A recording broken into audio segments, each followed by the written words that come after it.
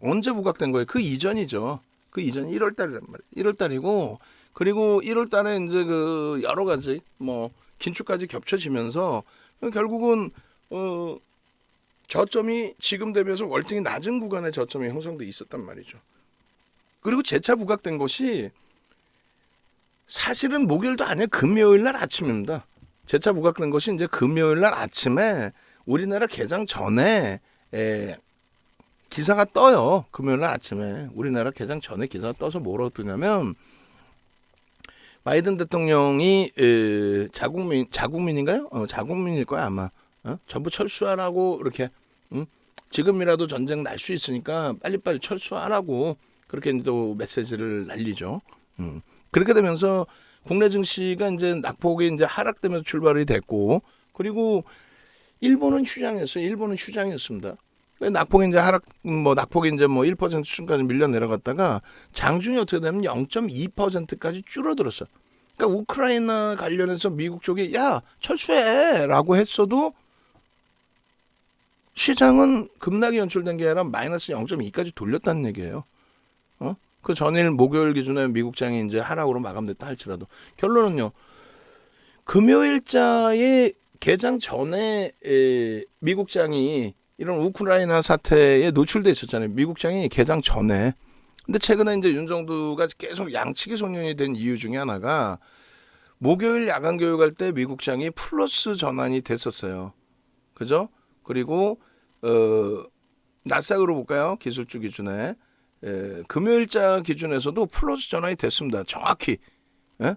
이날 지금 어떻게 돼 있어요? 이날 목요일 날 기준에 수요일 날 종가 여기거든요. 여기 넘기죠.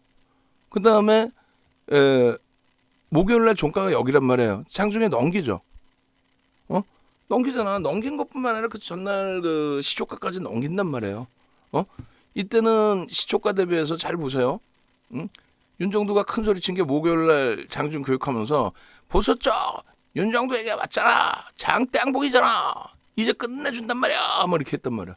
근데 꼬리 달고 내려왔어. 좋아. 그 다음 날은요. 시초가가 여기가 갭상승이 나온 거예요. 갭상승에 플러스까지 났어. 그래서 뭐라는 금요일 날. 강연에 앞두고 플러스가 날 거예요. 걱정하지 마세요. 여러분들. 우크라이나 사태 개뿔 아무것도 아니에요. 다 플러스가 났다고. 개파락 이외의 양봉이 아니라 다 플러스. 종가 대비 다 들어올린. 여러분들이 이렇게 캔들 하나 제대로 배우셔야 된다는 게 이 캔들의 종가가 어딘지 모르는 거야. 전일 대비 종가가 여기니까 요 검은 색깔 선. 그러니까 전일 대비 플러스까지 올랐다니까 개파락 이후에 그냥 양봉만 돌린 게 아니라 그냥 아쉽게도 이제 다시 이게 미끄러진 게 좀 아쉬운 거죠.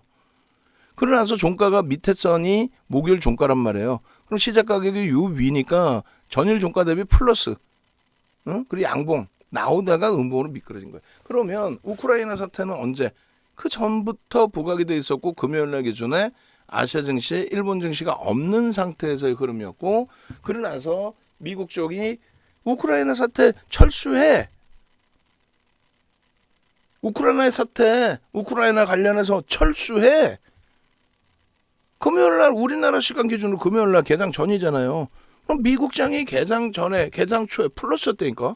그럼 뭐야? 우크라이나 사태 관련해서는 사실상 노출이 된 거고 그것이 시장의 지수를 까고 내려가는 흐름이 사실상 되지는 않은 거다. 그러니까 차익 실현 범위가 쭉 뻗어 올라간 흐름에 대한 차익 실현 범위가 나온 거지. 우크라이나 사태 때문에 밀렸다? 그럼 개장 초부터 밀려야죠. 개파락 나오고 밀려야죠. 그러니까 우리가 생각했던 그 범위는 아니다. 물론 장중에 우크라이나 관련해서 더 큰 심리적 부담 요인이 계속 언론이나 이런 보도를 통해서 나왔다면 모를까. 그렇게 됐다 할지라도 결론적으로 우리가 해석할 수 있는 범위. 언제 어떻게 기준을 잡느냐의 기준.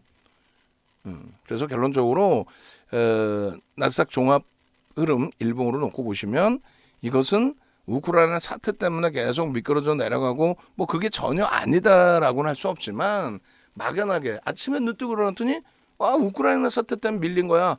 뻥쟁이들 주말 내내 걱정했잖아. 근데 오늘 기준에 금요일 날 휴장이었던 니케이가 2.23분이 안 밀렸어요. 금요일날 휴장이었거든. 그러면 그렇게 따지면은 금요일날 휴장이었던 니케이가 월요일날은 어마어마하게 빠져야 되는데 2.2%. 그러니까 이런 때의 저점, 1월 27일의 저점, 3.58까지의 약세, 3.17의 하락, 이런 흐름까지는 아니다. 그래서 전일 종가 대비해서 음봉의 크기를 보더라도 이 정도 수준에 국한된다.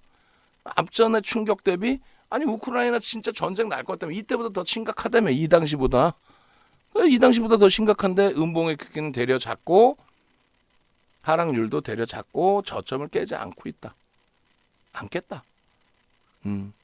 그렇게 되면 기술적으로는 지금의 위치가 추세적인 하락으로 설정할 수 있는 기준이 되지는 않는다 결코. 그래서 이렇게 되어 있습니다. 이 내용들에 대해서 왜 조정받았어요? 이런 내용 때문에 조정받았습니다. 어이 거짓말쟁이들 다 노출됐는데, 이렇게 돼야죠. 거기에 또 한 가지는 스태그플레이션에 대한 우려감입니다. 경기가 침체되는 흐름까지. 물가 급등했잖아요. 소비자 물가지수, CPI, 뭐 PPI, 물가 급등해서 좋아. 거기에 경기까지 둔화된다. 왜? 전쟁이 나면서 경기가 둔화된다. 근데 우리가 사실은 여러 이제 지역 분쟁을 겪은 상태에서 보시면 그 지역 분쟁이 형성되는 과정 속에서 세계 경기가 침체된다. 그런 경우는 제한적입니다. 물론 또 건 바이 건으로 다 다르다고, 이번에는 또 다르다고 할 수도 있겠습니다만, 그렇게 뭐 확장해서 갈 필요는 없지 않겠느냐. 그죠? 그래서 경험칙상 35년 주식하면서의 경험칙상 본다면 지금의 기준은 우려할 수준이 아니고 옥석 가리기를 해야 된다. 그리고 진짜 우려가 된다면 어떻게 해야 돼요? 다 팔고 쉬시는 거예요. 농담하는 게 아니라 다 팔고 쉬어야 돼. 그리고 금땡이 사놔야 돼. 그리고 달러 사놔야 돼. 그리고 엔화 사놔야 돼. 근데 그걸 난 반대한단 말이지. 왜?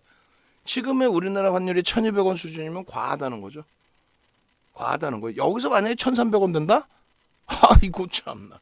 여기서 만약에 1,300원 된다? 그럼 다 죽는 거야 또. 먼저 리먼 때처럼, IMF 때처럼 원화 가치의 훼손. 외환장고 세계 10위 안에 들어온다며. 그런데도 불구하고 단기 회체도 못 갚는 수준이야? 그래서 다시 CDS 프리미엄이 폭등을 하고, 원화가 막 1,300원을 향해 치다서 오르고 1,300원을 넘겨? 그러면 주식시장이 문제예요. 다 박살나는 거지. 다 박살나는 거야. 그러면 그렇게 전망을 하신다면 다 박살나는구나. 야, 나는 금땡이 사두고 달러 사두고 엔화 사둬야지. 이게 맞는 전략이지. 방송 나와서 군사 전문가야 갑자기. 아니 갑자기 여러분들 말고 여러분들 방송 안 나오잖아요. 방송 나와서 갑자기 쥐가 또 군사 전문가가 돼. 이번에는 전쟁이 날 거네 안 날 거네. 어쩌고 저쩌고. 그래서 결론은 시장 어떻게 된다는 얘기야? 시장 빠진다는 얘기야? 우량주 팔란 얘기야? 그럼 우량주 팔아서 뭐 소형주 잡주 GSE 상한가 사게? 시가총액 1,400억짜리 살 수나 있는지 모르겠어요. 1,400억짜리 대성에너지 사게? 대성에너지 상한가 가서 3,000억, 뭐 거기는 뭐 3,000억이라도 되네. 대형주 팔아서 소형주로. 그러면 그 흐름이 어떤 결과물을 낳죠? 자, 이런 결과물을 낳아요. 오늘 거 뭐 정리한 걸로 볼게요. 쭉 넘어가서 빠르게 넘어가서 하나 둘 셋 넷 다섯 일곱 여덟 하나 둘 셋 넷 다섯 일곱 여덟 하나 둘 셋 넷. 자, 보겠습니다. 하나 둘 셋 띠용. 유가증권 시장이 2015년 종가. 왜 2015년 종가를 따질까? 2015년 12월에 금리를 올립니다.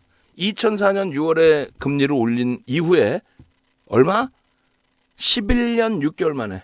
또 2004년 6월 마지막 금리 올린 이후에 2006년 6월 마지막 금리 올린 이후에 9년 6개월 만에 9년 6개월 11년 6개월 만에 금리를 처음 올린 게 2015년 12월이에요. 그래서 거기서부터 금리를 올리던 시기부터 지금 금리를 올린다는 이 시기까지 시장은 그래서 결국 깨졌나? 올랐죠. 오늘은 12시에 끝내주세요. 1시까지 하지 마세요. 오케이. 진짜 그렇게 해야 우리도 단타 종목도 윤정도가 조금 더 힘내서 막 낮에 녹화 그러지. 낮에 막 이거 뭐 꾸벅꾸벅 만약에 졸거나 그러면 어떻게 해? 안 돼. 그죠?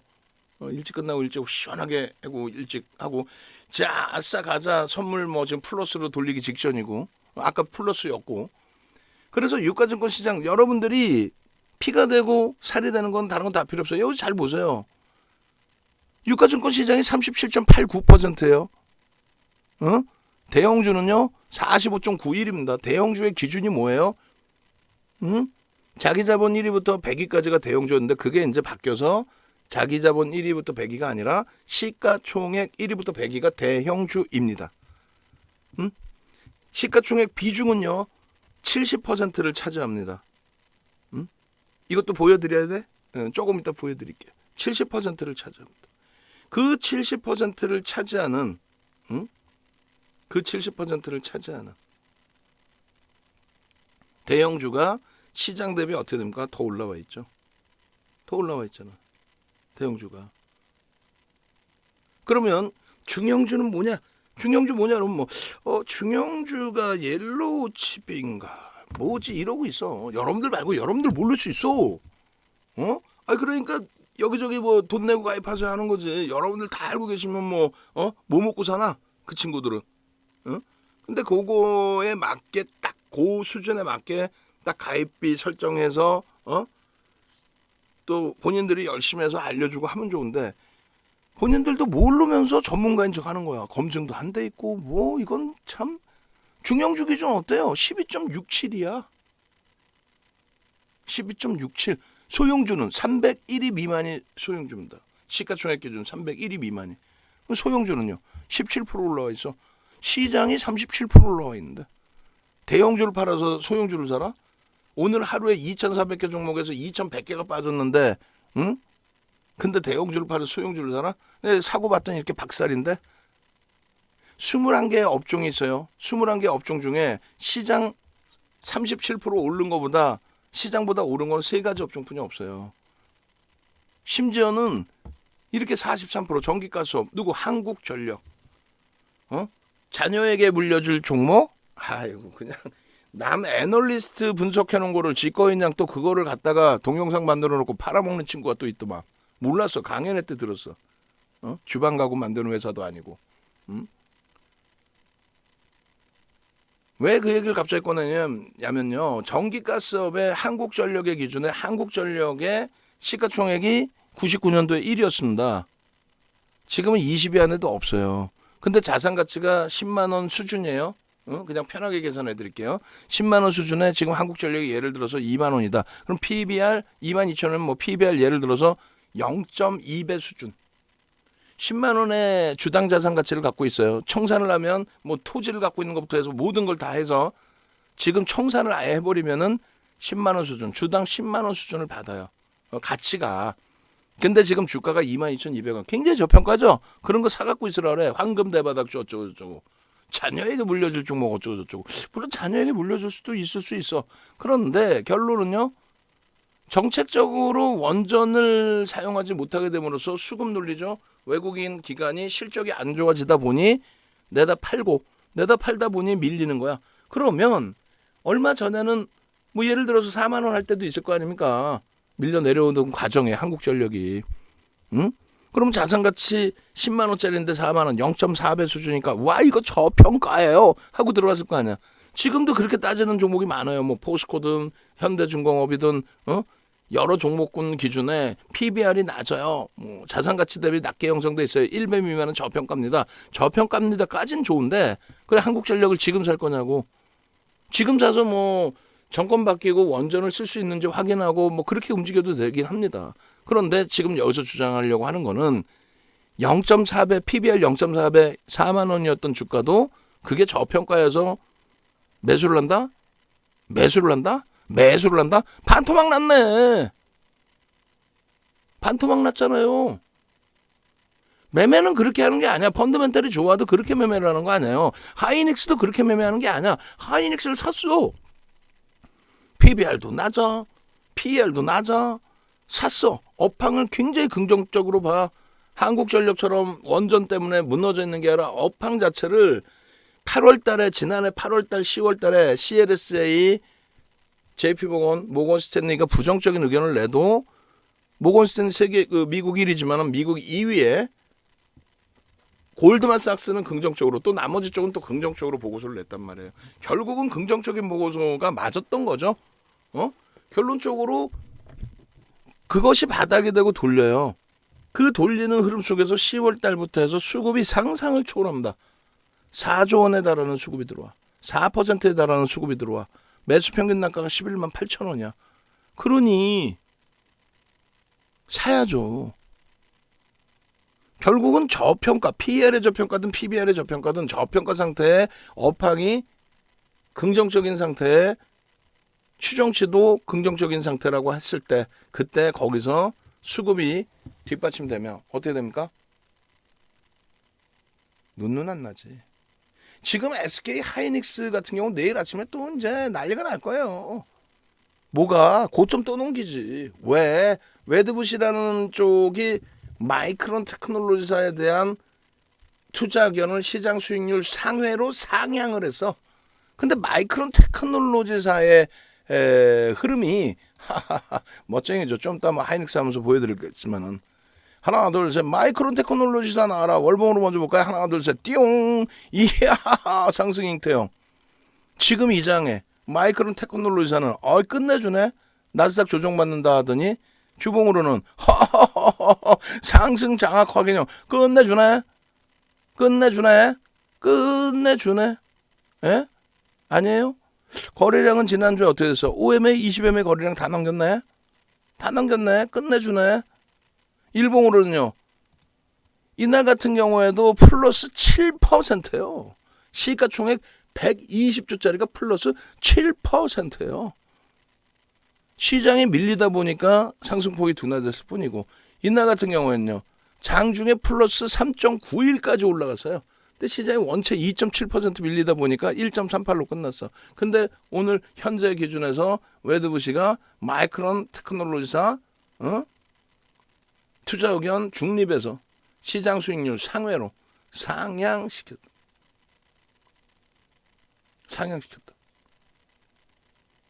올해 초 낸드 칩 가격 결정이 크게 하락할 것으로 예상됐고 언제 회복할 수 없는 상황이었지만 PC 부분의 반등, 소매 수요 개선 이런 부분들 때문에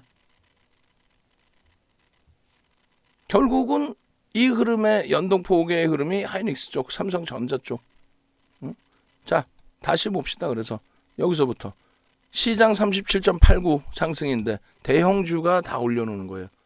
시장은 앞으로 계속 상승한다 안 한다? 상승하니까 주식시장에 있는 거지. 시장 하락하면 주식시장에 있어요? 아까도 우리 오슬하 선생님께서 현대바이오 끝났나요? 질문 주셨는데 현대바이오 해드릴 겁니다. 다만 계좌 검사할 거야 나중에. 하이닉스를 가지고 계신 상황 속에서 또 LG화학을 가지고 계신 상황 속에서 현대바이오든 일동제약이든 뭐 대성 에너지든 이런 종목을 추가적으로 들여다볼 수 있는 거지. 예? 현대바이오를 먼저 보는 게 아니에요. 그 이유도 설명을 드릴 거예요. 결론적으로 대형주, 중형주, 소형주.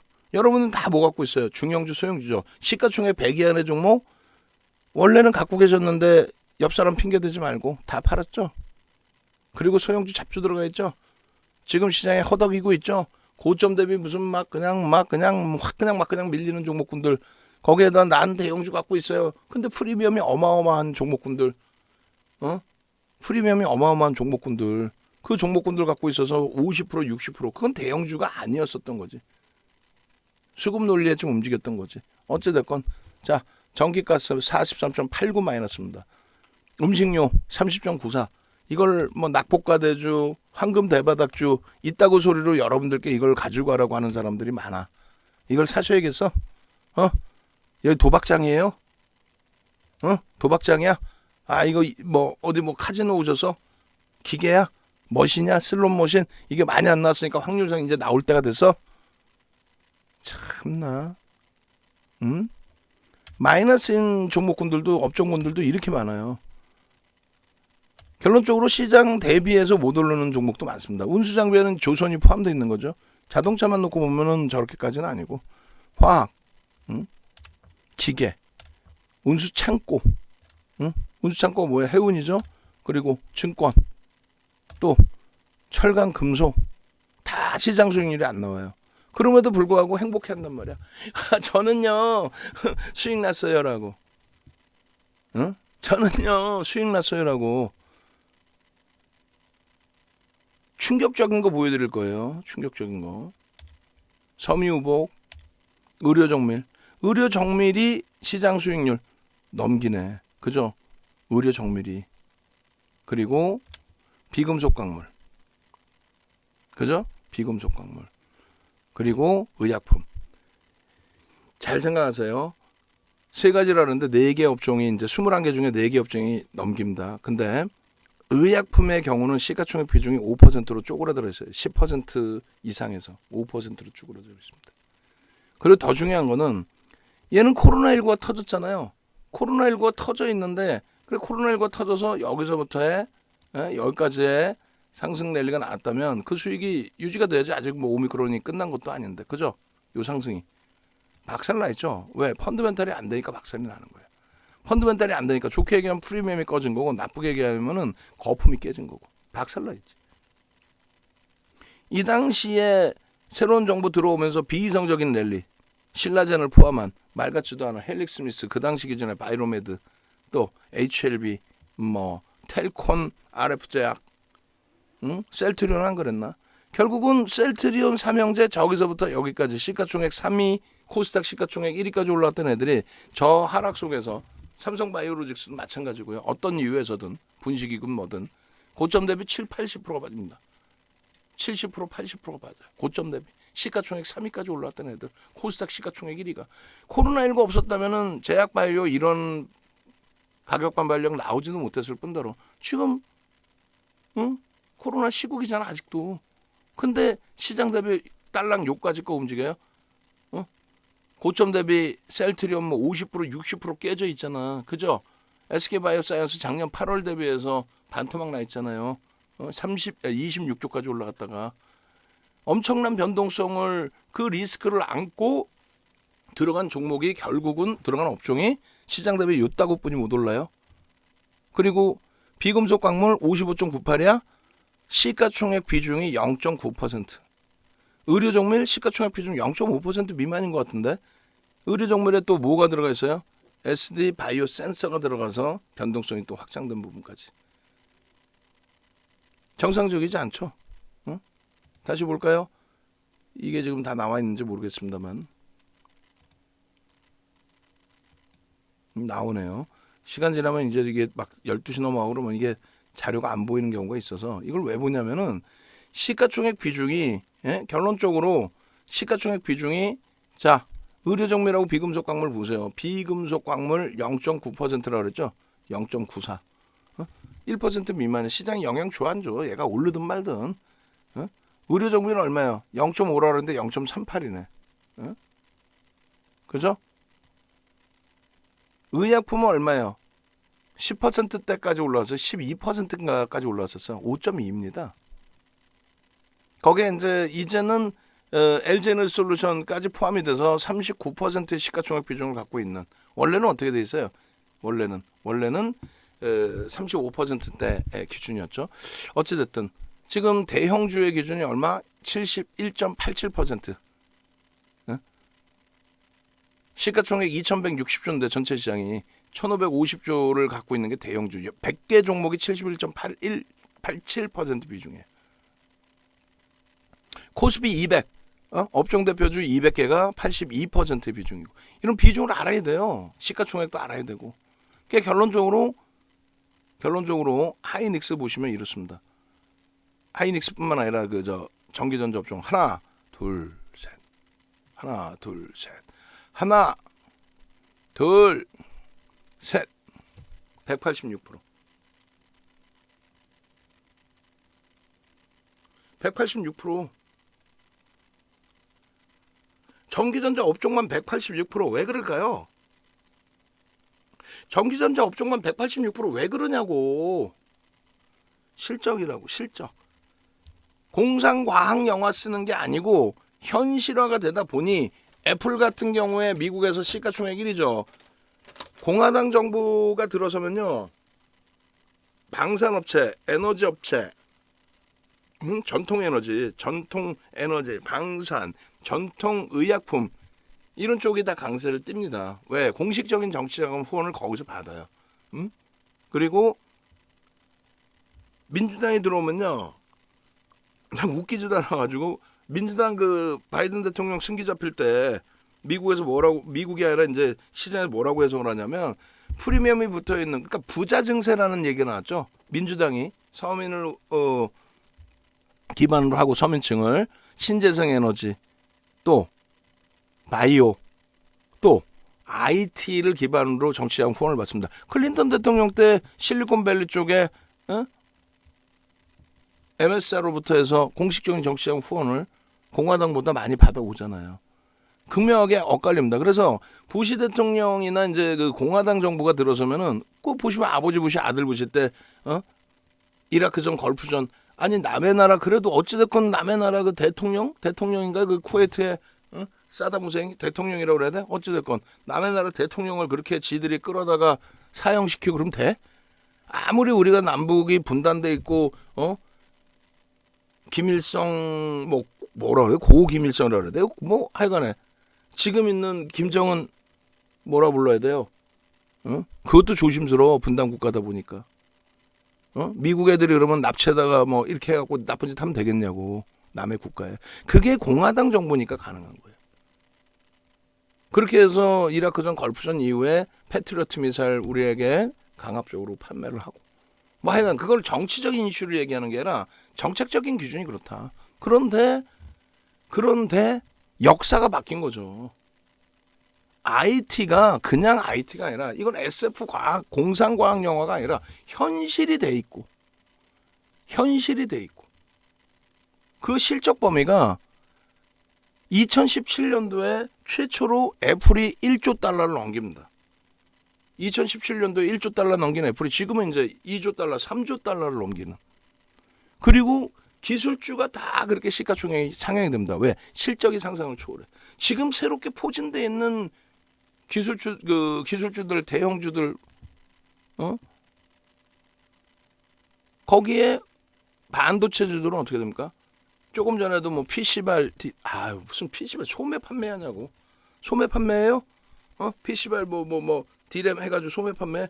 그런 걸 보고 정신 나간 사람들이 여러분들도 잘 모르신다고 생각하고 아주 못돼 먹은 시황 돈 주고 판매하는 그런 양반들이 반도체, 디램 가격이 비트코인 채굴 PC가 증가해서 고사양 PC가 증가해서 그래서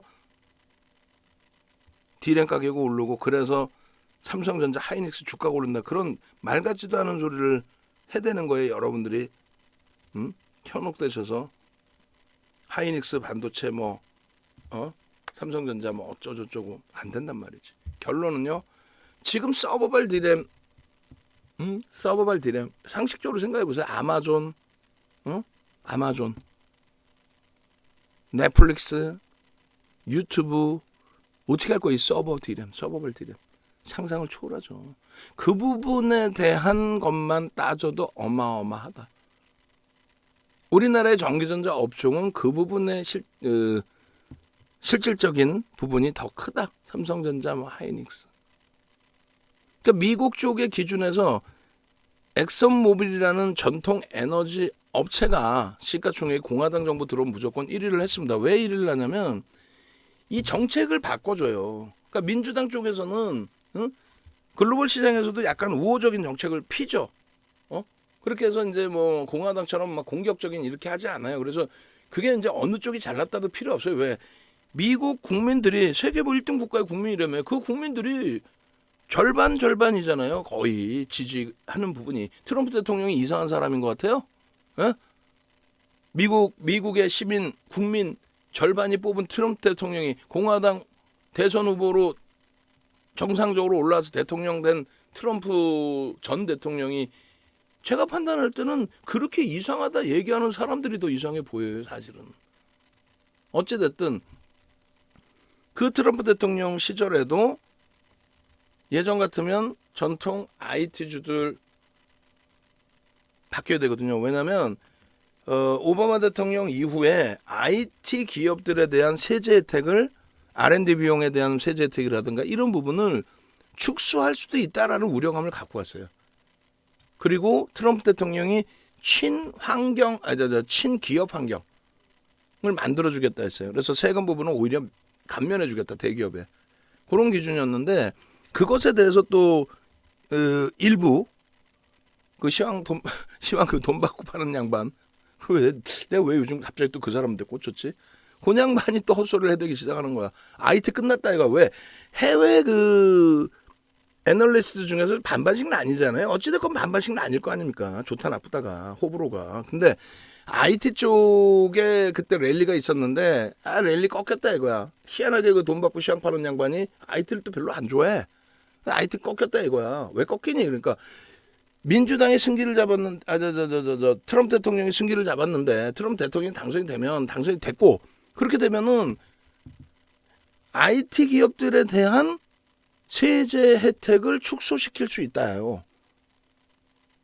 말이 안 되는 거 아니야. 그게 그러면 공식적으로 나 축소할게라는 공약이 있던 것도 아니고 다만 트럼프 대통령이 친기업 환경 그 기준을 얘기했을 뿐이에요. 그래서 그 전통 기업들에 대한 세제 혜택을 IT한테도 이렇게 혜택을 주는데 R&D 비용 쓰는 거 세제 혜택 주고 다 주는데 왜 너희들한테만 세제 혜택을 안 줘? 우리는 줄게. 우리 정부에서는 줄게 해서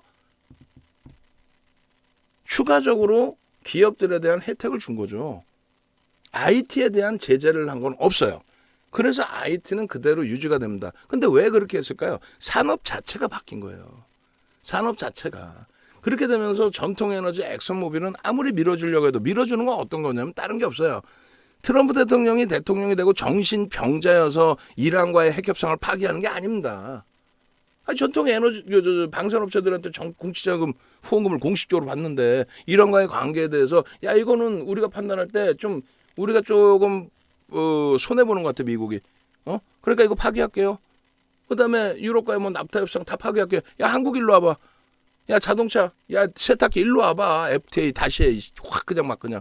이런 분위기가 돼서 그렇다고 세계 경기가 무너졌나? 아니죠. 그럼 엑슨모빌에 대해서는 전통 에너지에 대해서는 지원하는 게 별거 아니에요. 민주당 쪽은 이렇게 합니다.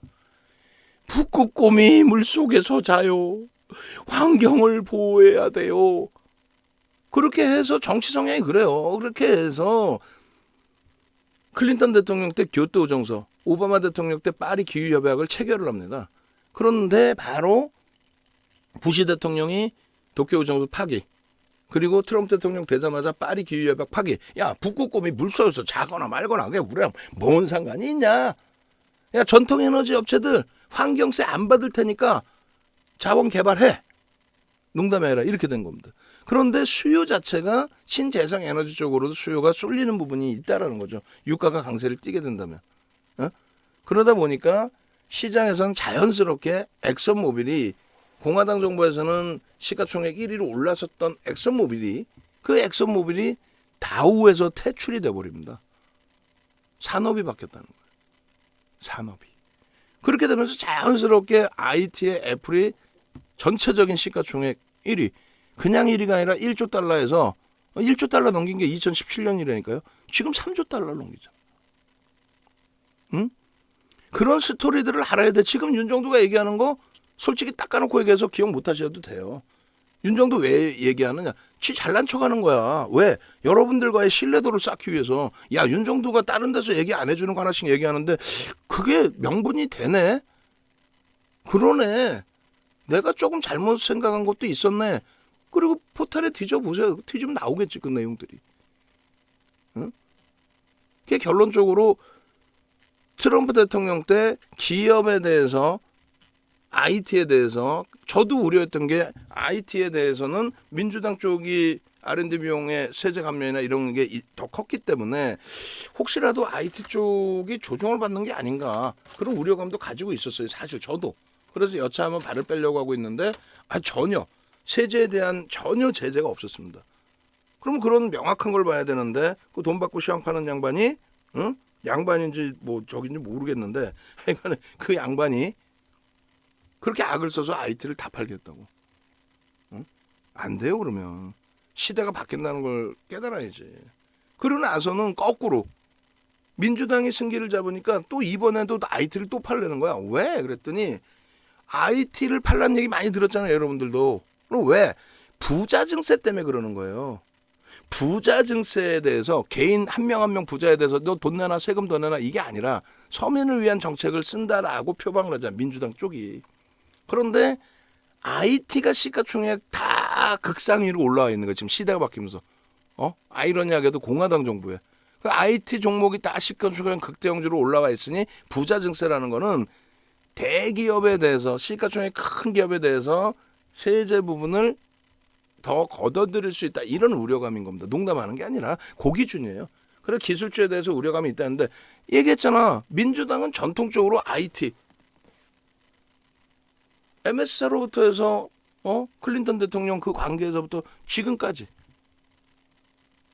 근데 무슨 뭐 그러나서도 만약에 진짜 정책이 바뀐다? 부자 증세로 인해서. 근데 지금 어때요? 그렇지 않죠. 나스닥이 지금까지도 월등히 강하죠. 왜? 상상을 초월하게 시대 바뀌어서 그래. 오미크론 시대여서 그런 게 아니고 오미크론이 아니더라도 진짜 예전에 무슨 뭐 상상할 수 없었던 그런 내용들이 다 지금 현실화되고 있잖아요. 기기에 IT 기기나 이런 부분에 대해서. 그러니까 결론적으로 여러분들이 지금 현재 기준에 이러한 흐름들도 명확하게 인지를 하시고 그 다음 범위에 말씀드린 것처럼 뭐를 봐야 되는 거예요? 야 진짜 우크라이나 뭐 문제 있어? 뭐 여러 가지 문제 있어? 단기적으로 뭐 이게 악재인데 이게 진짜 악재야? 뭐 이런 거를 따지셔야지 기본적인 기초적인 부분을 이해를 하지 못하는 상태에서 지금 시장이 어떤 업종이 주도 업종이고 그 자체를 지금 못 느끼고 있잖아요. 다시 또 보여드려요.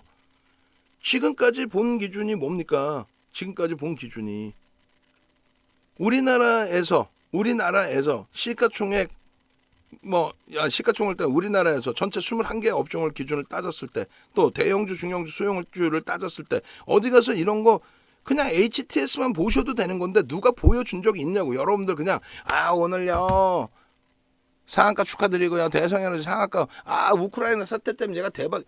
상식적으로 생각해봐. 걔네가 계속 거래대금이 2천억 이상 계속 터질 수 있을까? 불가능합니다.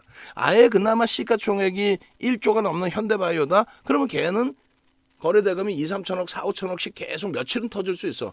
그러면서 단기 변동성이 나올 수는 있어요. 그런데 시가총액 1,400억짜리가 매일매일 2천억 터질까? 그건 주가 조작이라니까? 불가능하단 말이야. 그럼 전기전자 업종이 186% 올랐는데 이렇게 보면은 여러분들이 감흥이 안 와요. 그럼 이거를 어떻게 보여드릴 거냐면 주도주로 보여드릴게요. 주도주로. 자, 호텔 강연에 강의 온 건데 자, 주도주 제대로 배우고 싶어요. 그래서 주도주도 잡고 주도주가 뭔지 내가 뼈저리게 느껴보고 싶어요. 그래서 주도주도 잡고 그리고 오늘 같은 날 뭐 GSE 같은 상한가도 한번 그럼 내가 건드려 볼 수 있고 시가총액 1조 3천억대까지 올라선 현대바이오에서도 한번 건드려 보고 싶고 3333 한번 갑시다. 그렇게 해서 3333 올리는 방은 아까 늦게 방송 참여하셔서 요 내일장 공략주 못 받으신 방들 있죠? 그 내일장 공략주하고 동영상 교육자료 일부하고 올려드릴 테니까 3333 그리고 저는 물 한 모금 마시고 3333 3333 그렇게 해서 우리 VVIP 방이 가장 먼저 또 3333 푸른 희망 선생님, 문나 선생님, 이렇게 3333 그리고 대표님 대박 최고예요. 그렇게 해주신 우리 VIP 방에 3333 김마마 선생님 3333 다 이렇게 능동적이어야 돼. 다 보면은요 농담이 아니라 다 유료 고객분들이 다 능동적이야. 그 이유가 있다니까. 능동적이어야 수익을 내죠. 근데 다 보면 유료 고객님들만 능동적이야. 대부분이. 나머지는 아이고 손실 나서 이러고 계셔. 우리는요 토요일날 강연에 지금 이 시국에 난 멱살잡이 당할 줄 알았어. 그래도 토요일날 강연에 33만 원짜리 강연에 43분이나 오셨어요. 윤정도 돈 많이 벌었겠다. 몸 돈이 많이 벌어. 결산이 1,800만 원, 1,800만 원 돈이 나왔는데 적자를 샴페인 그냥 돈페리뇽 6병을 넣어버리고 와인을 11병을 넣어버리고 양주는 별도로 사온 거야. 2천만 원 들어갔네 강연에 한 번에. 양주 면세 그 양주만 한 250만 원, 300만 원, 한 2천만 원 이상이 적자네 이번에. 3333 상상. 그렇게 해서 여러분들이 능동적이신 방에 그 방에만 내일장 공략주의 기준을 올려드리고 능동적이지 않으신 방은 의미가 없어요. 어떤 의미가 있겠어요? 근데 우리 무료방이 18개가 있는데 능동적이지 않은 방은요. 똑같은 종목을 설정을 해드려도 하이닉스를 몇 달째 이렇게 올려드려도 공식적으로 오픈을 해드려도 유료방 아까 올려드렸고 누구는 수익을 내는데 누구는 수익을 못 내고 지금 이자에 엉엉엉 울고 있어. 물론 우리도 손실 난 종목, 손절한 종목도 있어. 그런데 다 압축을 했죠 이번 기회에. 그리고 또 A 얼마 안 드셨네. 12월 달에도 적자했어. 12월 달은 태민 선생님이 양주 많이 갖고 오셔서 그나마 좀 낫고 8개 방 중에 4개 방만 호응이 있어. 나머지 방은 이제 없을 거예요. 그리고 실질적으로 7개 방인 거죠. 7개 방에 4개 방. 3개 방은 뭐 상황 봐서 합쳐야죠. 그냥 합쳐서 해야죠. 이렇게 보세요. 이렇게 능동적이신 거예요. 문나님 좀 이따 계좌도 보여드리겠지만 계좌가 아니라 수익 부분도 보여드리겠지만 2021년 12월 특별 강연에 생각보다 실업률이 적게 나옴 이런 거 다 정리해서 공부하시는 거예요. 그러니까 수익이 나시는 거예요. 그러니까 차트를 보면 모든 걸 알 수 있다. 그러니까 그렇게 해서 여러분들께 비법 강좌 교육 자료 올려드릴 거고 이걸 다 이렇게 정리를 해서 맞다. 이 그 강연의 자료 이것도 264페이지인데 이것도 올려드릴 테니까 PDF 파일로 올려드릴 테니까 이거 원래 안 올려드려야 되는 게 맞는데 그죠? 올려드릴 테니까 우리 그 PDF 파일이 있네 최종본이 올려드릴 테니까 이걸 가지고도 또 공부하시고 우리 그 지금 무료방에 계신 분들께도 올려드릴 테니까 다만 이제 올려드린 무료방에 계신 분들은 PPT 화면만 보는 거지. 설명은 중간중간에 제가 해드리면은 그 설명 기준에서 이런 내용이구나를 같이 보시면 될 것 같아요. 유료방에도 이제 안 올려드렸었는데 지금 올려드릴게요. 올려드리고 VVIP방 나머지 방도 다 올려드리겠습니다. 능동적이셔야 된다고. 지금 미국장 봐봐요. 윤정도 그렇게 악을 쓰잖아요. 농담하는 게 아니라 지금 러셀 2000은 플러스예요. 플러스라고. 야, 지금 이 좋은 장에 2700이면은 올라갈 자리가 얼마나 많습니까? 조금만 옥석가리기 잘하고 조금만 잘 대처하면은 진짜 이 장에서 지금 이 장에서 지금 이 장에서 어마어마한 수익의 범위를 잡아낼 수 있는 거 아니에요. 그럼에도 불구하고 여러분들이 그거를 여러분들 걸로 만드시려는 욕구가 없으시면 욕심이 없으시면 되겠냐 이거지. 지금부터 바짝 신경 쓰면요 원금 회복이 아니라 어마어마한 상상을 초월하는 수익을 발생시킬 수 있다. 그 부분 꼭 명심해 두십시오. 지금부터 그럼 나머지 부분 더 보겠습니다. 분명히 업종을 보셨고 그 업종에서 어떤 업종이 수익의 기준이 잡히는지를 보셨고 그리고 다시금 봅니다. 다시금 강연의 자리에서의 기준에서 또 봅니다. 콘네드 호텔 강연회에서 여러분들께 이런 내용을 다 교육을 해드린 거예요. 방송에서도 금요일날 다 해드렸지만 콘네드에서 또 해드리고 제일 중요한 금리, 환율, 원자재 가격에 대해서 CRB 같은 경우에도 그냥 원유 위주로만 보시면 되거든요. 요거 그냥 굵직굵직하게 금리는 오르면 시장에 긍정적이다. 금리를 내린다는 거는 금리를 내려서까지 부양해야 될 정도니까 부정적이다. 2000년 이후에 금리 인상 시기에는 강세를 띄었다. 금리 인하 시기에는 폭락을 했다. 그 얘기를 한 거고 환율의 기준은 1,300원이 넘겨지지 않는 한 환율에 대해서 얘기도 꺼내지 마라. 아무런 말도 하지 마라. 유가의 지금의 흐름은 긍정적이다. 수요와 공급에 의한 수요 경기가 살아나서의 흐름이다. 이렇게. 그리고 이 기준에 있어서 주도 업종군을 다시 보여드린 거예요. 이것도 빠르게 그냥 여러분들께 한 번 더 보여드립니다. 자, 보시면은 2003년부터 우리나라의 또 글로벌 시장의 전체적인 랠리는 2003년부터 2007년까지의 랠리가 나옵니다. 512에서부터 최고점 얼마? 512에서부터 2085포인트까지 이렇게 해서 랠리가 나오죠. 얼마가 올라간 거예요? 1500포인트니까 대략 300%가 올라간 겁니다. 이 300%로 올라갈 때 이 많은 종목이 있었는데 2003년부터 2004년까지 삼성전자, 현대차의 강세가 눈에 띄죠. 시장 대비 2배. 그런데 2004년도에 3분기에 국정감사를 통해서 야, 환율 그따구로 방어하지 마라 이렇게 된 거예요. 그따구로 방어하지 말라는 얘기가 뭐냐면 고 노무현 대통령 정부에서 두 가지를 내세웁니다. 야, 우리가 87, 88, 89 이후에 처음으로 수출 두 자릿수 성장했는데 왜 우리한테 못한다고 그래 이렇게. 그랬더니 야당이 야, 장난 똥 때리냐. 언어 순환을 할게요. 야, 장난치냐. 수출이 두 자릿수 증가했지만 수입도 어마하게 증가하지 않았느냐. 그러니까 실질적으로 수출입 동향을 전체적으로 묶고 볼 때는 결코 좋아진 게 없다. 그런데 너희들이 환율을 인위적으로 방어하면서 IMF 때 외환장고가 없어서 부도가 난 것처럼 헛소리를 하고 그거 아니잖아요. IMF 때 외환장고가 없어서 부도가 났나? 동남아 외환위기 때문에 같이 무너진 거지. 그리고 시스템이 좀 결여돼 있었던 거지. 어찌됐건 어떤 해석이든 결론적으로 세계 10위 안에 외환 보유국으로 들어오더라도 결국은 리먼 터질 때 보니까 어때요? 단기 외채도 못 갚는 상태. 그러다 보니까 환율이 다시 붕괴돼서 1,600원 뭐 이렇게 훼손되는 상태 이렇게 됐잖아요.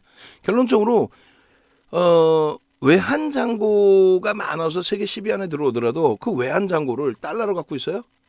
달러로 갖고 있어? 미국이 달러를 찍어서 먹고 사는 국가라고 표현하잖아요. 그럼 우리나라가 그 달러 갖고 와서 우리가 달러를 쥐고 있어서 먹고 사냐고. 외환 잔고 세계 10위냐고. 그게 아니고 미국은 달러가 아니라 채권을 찍어서 먹고 살고요. 그 채권을 많이 사는 국가가 미국의 우산 안에 들어가 있는 국가야. 우리나라 원화가 그냥 계속 유지 잘 되고 있잖아. 세계 수출 잘하고 뭐 자력으로 뭐 잘난 척가 아니란 말이지. 원달러 환율 기준에서 설정 범위가 계속 지금 1,100원대 중반 정도로 잡혀 있는 거예요. 평균이. 그 상태에서 외환잔고 보유고 10위 안에 들어가 있는 국가들을 보면 중국, 미국과의 무역 분쟁, 언제적 무역 분쟁이야. 2000년대 초반부터 지금까지 무역 분쟁 단 한 번도 그것 때문에 시장이 충격을 받거나 무너진 적이 없어요. 숭홍빈이 지은 뭐였죠? 화폐 전쟁 웃기는 소리하고 완전 소설수가 외환 보유고 1위가 중국입니다. 중국이 미국에서 흑자를 많이 내줘 수출입. 그 흑자 가지고 전부 뭘 해요? 미국 채권 사줘. 그 채권 사줌으로써 미국이 먹고 살아. 그 채권 팔아가지고 걔들이 저가 중국 상품 사다가 자국민한테 뿌려서 자국민은 물가 부분을 적절하게 조절해가면서 살 수 있는 거야. 거기에 중동 국가 중에 누구? 유일하게 누구? 사우디. 세계 외환 보유 잔고 최상위 2위인가요? 3위인가요? 일본, 스위스, 거기다가 국가로 인정을 못 받는 중국 때문에 크게 압박받는 대만도 10위 안에 들어가. 우리나라도 10위 안에. 우리나라도 10위 안에. 15분 남았어요. 그 결론은 뭐냐면 외환 잔고를 많이 갖고 있다. 그 채권을 많이 갖고 있다라는 거는요. 채권을 운영해야 되는 거 그냥 갖고 있는 게 아니라 우리나라도 이제 미국 채권도 있지만 유럽 채권도 사고 뭐 여러 가지를 다변화해 놓긴 하는데 결론은요. 그 채권을 운영하기 위한 외환잔고에 대한 채권에 대한 그 운영을 위한 통한사채 발행을 한단 말이야. 이 처음 들어보죠. 우리 방에 계신 분들은 좀 자주 들으셨죠. 그래도 볼까요 한번 그 내용을. 잘난 척하려고 그래. 근데 그렇게 알아야 시황을 얘기할 자격이라도 있는 거야. 아무것도 모르고 남의 거 훔쳐다가 그냥 거짓말만 해가지고는 시황을 알겠냐고요.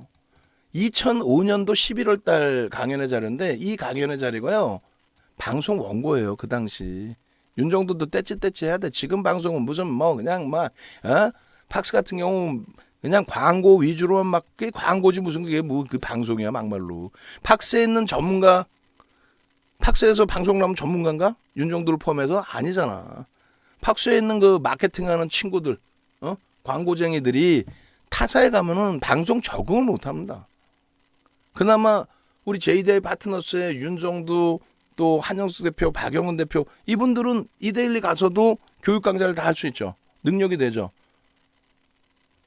다른 사람들은 가서 다른 데서 방송을 못해. 맨날 거짓말하고 계좌 막 오픈해놓고 막 그렇게 하다가 방송 제재 받아서 그걸 못하다 보니까 DB가 안 들어오죠. 당연히. 매출이 안 나오지.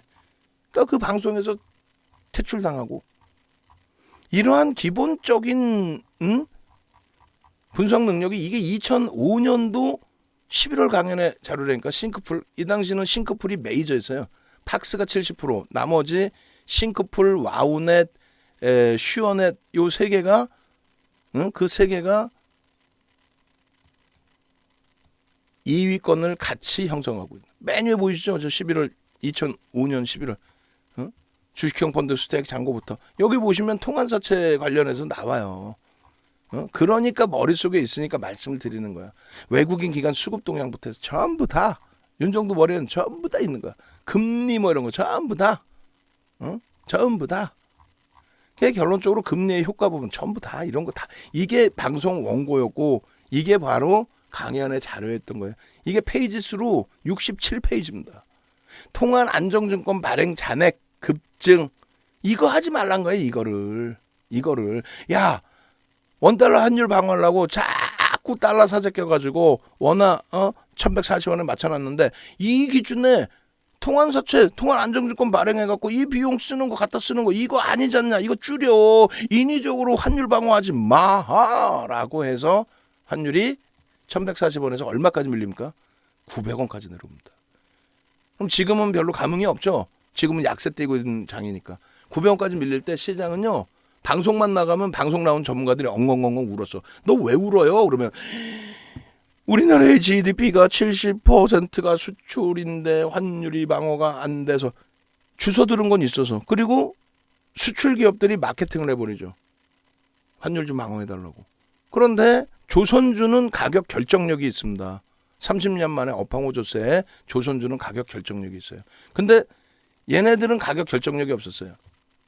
그래서 지금도 시장에서 동료들 아니지 후배들 만나면 야 나스닥 0.53% 강세다. 우리 내일 대박이다. 하이닉스 또 눈눈 안 나다. 동료들 만나면 지금도 뭐라는 윤정도는 삼성전자 갖고 먹고 산대. 확 그냥 정신머리 없는 친구들 말이야. 2003년부터 2004년까지는 이걸 삼성전자를 우린 주력으로 편입을 했습니다. 그런데 실질 주력은 2003년도부터 해서도 뭐를 조선주, 삼성중공업만 샀어 그래요. 하필이면 현대중공업 샀으면 조금이라도 더 수익을 냈을 텐데 삼성중공업을 샀어. 어찌됐건 삼성중공업도 상상을 초월하는 시세를 내죠. 그리고 2005년도 주도주였는데 2004년 6월부터 2006년 6월까지 금리 올리는 시기란 말이에요. 1% 금리를 5.25%까지 4.25%포인트를 올립니다. 한 번 올릴 때마다 25bp씩 2년 하고 한 번을 더 올려. 그래서 17번 올린 거예요. 결론적으로 금융지주사들도 다 갔어. 근데 실질 간 거는 2007년도에 설정해 놓은 포스코 현대중공업 이때가 선거까지 있었어요. 선거. 그러니까 비이성적인 흐름이 사실은 나왔어. 이때만 해도 그런 게 있었어. 포스코 같은 경우에 말도 안 되게 이구태 회장이 나와서 2번인가 3번을 M&A를 얘기하고 앉아 있어요. 외국인이 이 당시에 2003년부터 그러니까 정확히 따지면 2005년부터 2007년까지 외국인이 국내 시장에서 66조를 팔대요. 근데 시장은 폭등 랠리가 나와. 왜? 주식형 펀드 스택 잔고에 외국인이 55조를 팔고 주식형 펀드 스택 잔고에 66조가 들어오거든. 거기에 국민연금 그리고 모든 연기금을 다 총동원을 시키죠. 정부에서 부동산 경기 잡겠다. 자본시장에 꼬신 주식시장의 화랑을 이끌어내겠다. 결론은요.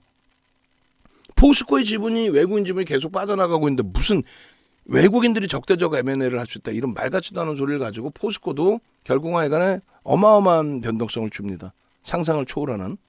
뭐 그 얘기는 나중에 또 하고. 그리고 현대중공업이 15,900원에서 55만 원, 33배 올라옵니다. 그리고 차화정 랠리에 2008년부터 2011년. 글로벌 시장은 2009년 3월에 저점을 찍어요. 그리고 그때부터 2009년 3월부터 시장의 강세가 나옵니다.